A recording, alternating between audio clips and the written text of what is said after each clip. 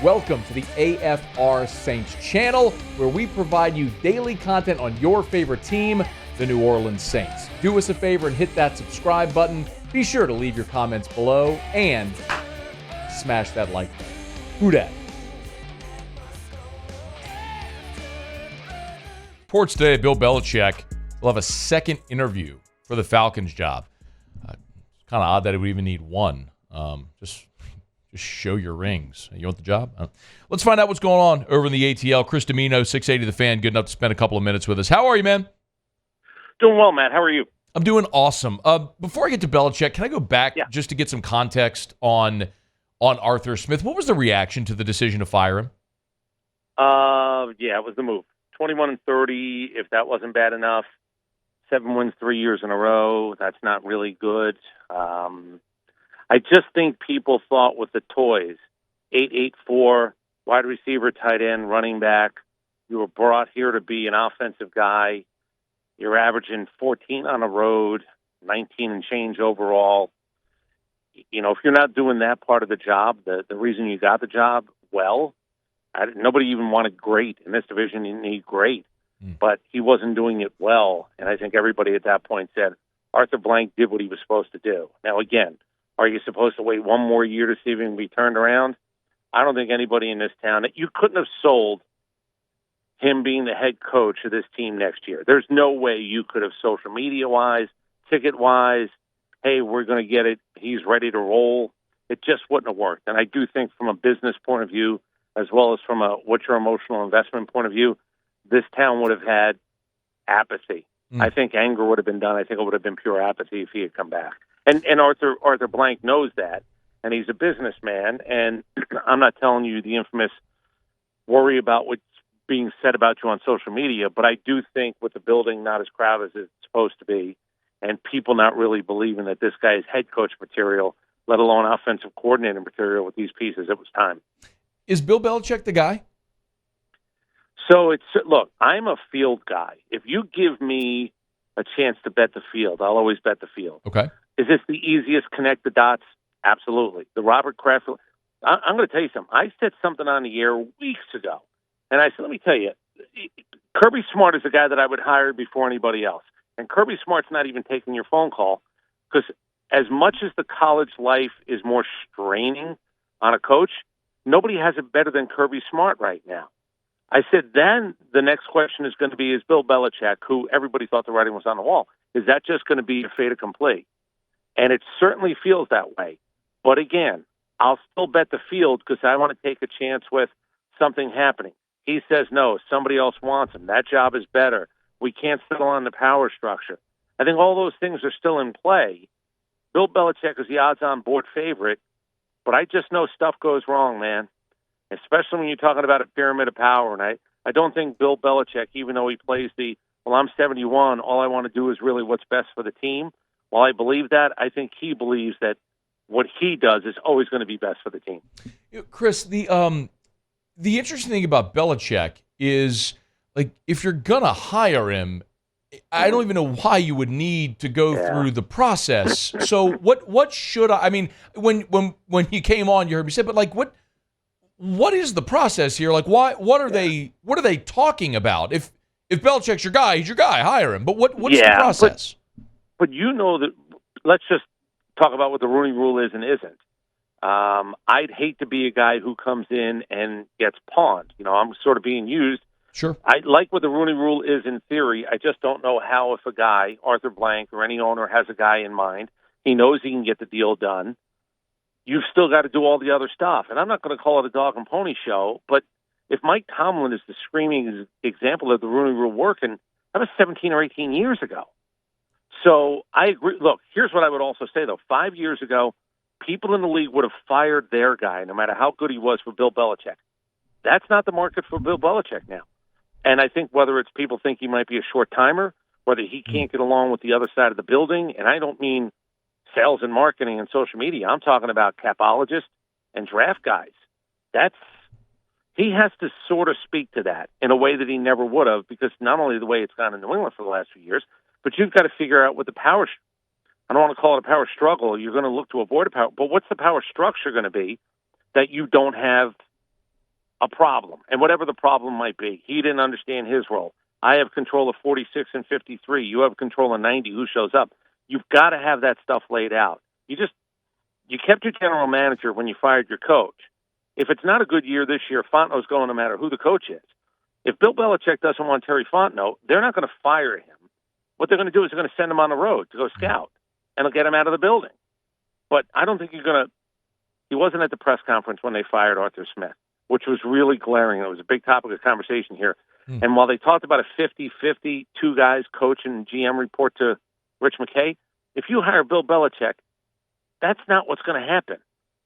You're not going to tell Bill, hey, Bill, here's the way we do it here. You know that, and I know that. So they have to have it all settled before people say, okay, we're good. We have an understanding. At a minimum, it's an understanding before the whole thing gets started. Chris Dimino's with a 680 The Fan there in Atlanta. He's on Twitter at Chris Dimino. Talking about the Falcons' vacant head coaching position. Fascinating. They're going to have a second interview with Bill Belichick. Chris, we know they've also formally interviewed Jim Harbaugh. They've interviewed Brian Johnson with the Eagles. If I asked you, what is the best case, the ideal scenario, if it could play out? What is that ideal scenario? For me, it's Harbaugh and him picking his quarterback. Now, I'd ask the question of the guys that I work with and in my building. What if Jim Harbaugh says to you, I want J.J. McCarthy?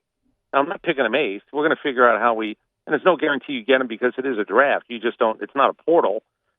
Let's just say he thinks that J.J. McCarthy, he's been in the league, he might know what wins. Would you let him pick the quarterback? If he is set on a quarterback, it's a little bit different than saying, we're going to give you all the information, pick a quarterback. But for me, it's Harbaugh.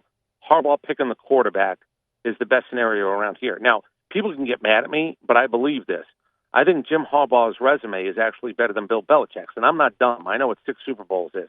Nobody's ever done it. Jim only has 1 championship, but he's gone into multiples of places and turned them around. He doesn't want to stick around very long. I believe that if you talk to the people in San Francisco, he not only wears out his welcome, he becomes a bona fide pain in the ass. But if I can get 3 or 4 years out of that, get it right, then that's what you do. Look, Tampa's in a $80 million hole, but they got a Super Bowl. They got Tom Brady to say yes to them. I mean, I don't know how valuable it is, but I'm assuming it's valuable. And if the Falcons, who just got out of cap hell, if I get 4 years out of Jim Harbaugh and he actually coaches up the quarterback that he wants, that's the scenario I will take around here more than any other if I was given my choice. Chris, what is the best or most realistic quarterback scenario? I mean, assuming Desmond Ritters and Taylor Heineke aren't going to be the guy. What is that scenario? It's maybe trading for Justin Fields and, putting the Bears in a position of, wow, they've got a lot of picks and they're going to be able to have some fun. If they want to take Caleb Williams or anybody else at 1, they could also end up with your 8 or your 43 in the second round. I don't know. I have no idea what Justin Fields is actually worth in the draft, but you could do that. Or you could stay at 8 and maybe you hope for Bo Nix, Penix. If you want Jaden Daniels, you're going to have to move up. And I would trust Harbaugh to make that decision more than Bill Belichick. I would trust probably Slowick. I would trust probably Ben Johnson to make that choice. But I don't think Jaden Daniels is going to be there at 8. I don't think, you could stay at 8 and tell me that at the press conference you got the guy exactly you wanted, but that's what you're going to do. I think an offensive guy picking the quarterback becomes the most important thing at this point. But I can also tell you, I'm having people tell me the first 3 picks are going to be quarterbacks. Well, that would mean that Justin Fields is gone, right? And I think they're talking to Cliff Kingsbury about being something, quarterback coach, offensive whisperer, whatever the hell it might be. And I don't know if that means Kingsbury knows what he would do with either Caleb Williams, because that's a connect the dots. And at that point, maybe you get Justin Fields if you want a guy who is at least taking snaps in the NFL. Right. So obviously for those that Caleb Williams at SC, where Cliff Kingsbury's been, they're talking about bringing him to Chicago with the Bears, and the Bears have the first pick. So if the Bears end up drafting a quarterback, the assumption is Justin Fields would be gone, maybe to Atlanta, which wouldn't that be interesting? Yeah, sorry. Yeah. Here's the problem with that, though. Then you have a year, basically, kind of 2, to figure out if Justin Fields is a $40 million guy. Because at some point, you could either have to extend him or let him loose. If you trade commodities, the right amount, too many draft picks, and you don't have him or he doesn't play well for you for a year or 2, then all of a sudden it really gets washed out. So there's a financial part to it as well. You'd love to pick a quarterback at 8 and have him be the Russell Wilson where you win the Super Bowl without having to pay him. Right. I just don't know if that's really going to be possible at this point. A couple more. I got 2 more for you, Chris. And Chris Dimino is our guest, 680 The Fan in Atlanta. Number 1 is Arthur Blank has never, and correct me if I'm wrong on this, but I'm almost positive I read this. He's never hired a coach that had previously been a head coach. Right. So Correct. why is that? What's the train of thought there with Blank making these hires?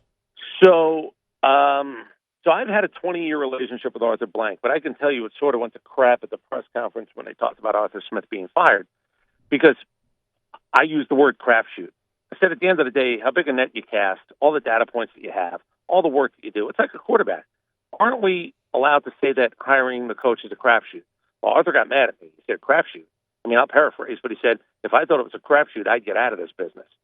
So he's not very happy that I used that. Now, had I said 50-50 proposition, maybe it would have played well. Maybe the plane would have landed more nicely in terms of the conversation. But Mike Smith was maybe the third or fourth choice. He turns out to be the most successful coach the franchise has ever had. Dan Quinn was the hottest commodity. He got you to the Super Bowl. Arthur Smith was the hottest commodity on the offensive side. And it's 21-30, and 3 years later, you're looking for a head coach. I do think that he wants to go in a different direction, but I can tell you, if it's Bill says no, the offensive coordinator in Houston or Detroit becomes really interesting again, because that's the history here. I just don't know if you can do that again after Arthur Smith. You know what I mean? Like, I'm not going to kill the son for the sin of the father, but it almost feels like if you go to the hottest coordinator again, are you going down a road where 3 years from now we found out the guy couldn't wear the big boy headset? And look, my problem with Arthur Smith, might be a nice guy and all that other stuff. He said one day in a post-game press conference, and he was terrible at it. He tried coach-splaining. He talked down to people. I don't think he meant to, but I think he needed charm school. But he said at one point, oh, there was injury talk in my head and throw the flag. And I said, oh, my God, he's just admitting that this might actually be too much for him. What you get with a guy who's been a head coach is you believe having the big boy headset on, went to take it off and go to talk to somebody on the sideline. This guy's figured that part out. Arthur Smith had his nose in that play sheet like it was the greatest thing ever. Like it was, seriously, it just came down from the mount. and people got a little tired of that play sheet being the most important relationship that he had in the building. And it wasn't working because you weren't scoring enough points, even while that was going on. So would you go down the road of the hottest offensive coordinator again after it just flamed out? I think you'd be a little bit hard-pressed to maybe do that. Get the guy who's got experience. The last thing is I want to dig a little deeper on what you alluded to earlier, which is Kirby, which might be of great importance or interest to a lot of people. Chris, I had heard, not that this is anything like super, but that the Falcons might have interest in Kirby, and that he might have some interest because of the college game, the portal, the NIL, all that sort of stuff. Like, did they kick the tires there? Is there any talk in Atlanta and Georgia there about Kirby potentially being an NFL guy eventually? So here's the great news for the University of Georgia. He's not taking another college job. There's not another college job on the planet or any other planet that he's leaving for. Could he get tired of all the stuff that goes on? We had Herm Edwards on today. When I said, okay, Herm, just clarify this for everybody. Which job is easier, the NFL job or the college job? He said, oh, my God, the NFL job is easier. But if you're at a place that's winning and they're giving you all the money and resources that Kirby has, he's got it as great as you can have it in college. He doesn't need the NFL right now in his life. I would have called him. I would have made him say no, and here's what I would have said.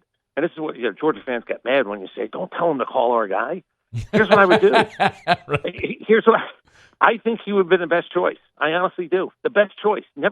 He was with Nick, I think, in 15 in Miami for a minute, so he's tasted the NFL. But I'm even inviting him to coffee, and I'm going to ask him about rooms. I'm going to ask him about morale. I'm going to ask him about, how have you gotten the buy-in? I want to pick your brain. If you don't do that around here, with all these interviews you do with coaches, of course you're looking to glean something out of a guy. You're looking to see if the guy gives you a pearl. Who better than Kirby Smart right now to go to and say, tell me why guys wanted to come back for another year. Tell me why Brock Bowers wanted back. Tell me why Brock Bowers, coming off of surgery, wanted to play for you and this group of men. I'd have that conversation all day long with Kirby Smart.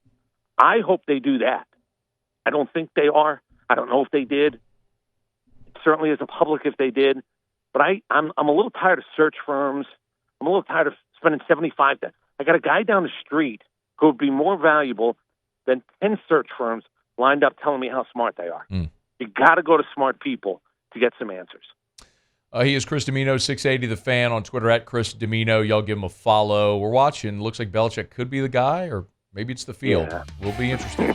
Chris, we appreciate it, man. Thank you. All right, Matt. Have a really good day. Hey, thanks so much for watching. Please leave your comments. I love to interact. And be sure to hit the red subscribe button below.